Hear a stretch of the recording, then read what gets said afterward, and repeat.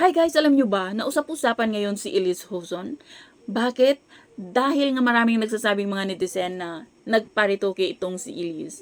Although wala namang sinabi, hindi pa nag-confirm si Elise na nagparitoke siya, pero ang mga netizen, alam naman natin kung gaano kagaling. Ang galing nilang, grabe yung mata nila, no? Ang talas ng kanilang paningin. Grabe, mapanuri ang kanilang mga mata.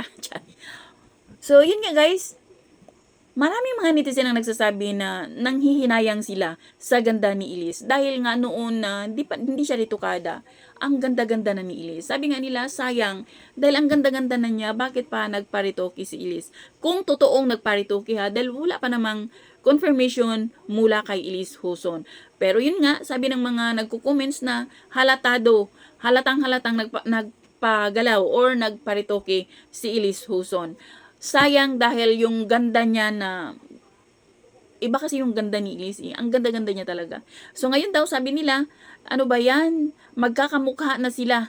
Magkakamukha na sila ni ni RC Munoz at saka sila ni sino pa ba? Si Zara Labati at kung marami pang ibang nagpa-enhance. Pero kung pera naman niya yan, gusto niyang ma-boost ang kanyang confidence, gusto niya pang gumanda lalo, then why not? Kasi pera naman niya yan. So, wag na natin silang i-questionin dahil diyan sila masaya. So, yun lang guys. Thank you for watching. Until then, bye. God bless everyone.